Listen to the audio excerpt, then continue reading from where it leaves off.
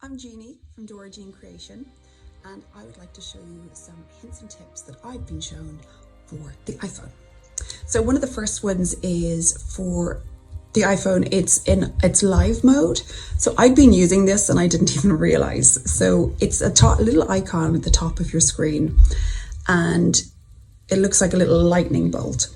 If you've taken an image on this, it works really well if you have movement, light, and a static, steady object.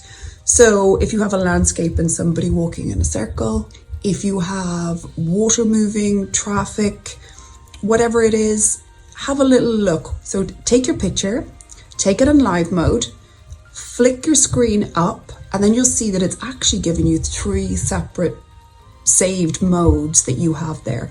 So if you can have a little look, the end one is slow-mo, so you'll have a really soft, static, steady picture of, for example, I took water. So you'll see that the water has gone real milky and soft. Your second one is loop, so you've got that little movement. So if it's water, like I live by the sea, so there's the you can see the tide coming in, out, in, out, in, out. And then the first one is a little video as well. So have a little look at it, have a little play. I guarantee you're going to love this. Then part 2.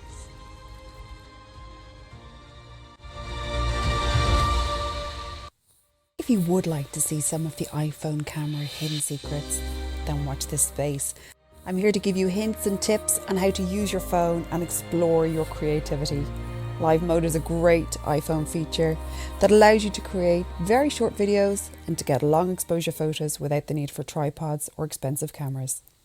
So take your shot with live mode. Open your camera app, press the live mode icon, and it will turn yellow when activated. Keep your phone as steady as you can and take the shot. The more movement in the scene, the better. Getting creative with photography really is fun with this. Press on your image and scroll up to reveal the effects. Try each one and you will see that on the top left-hand corner you have your live mode. Flick on each one of your effects and see which one you like. So loop will create a short video that repeats to a brief cross dissolve. Bounce will play the video to then reverse it, just like a boomerang, and long exposure, no need for expensive tripods, cameras, and perfect for seascapes. I hope that was useful. More tips and tricks to get the creative juices flowing next time.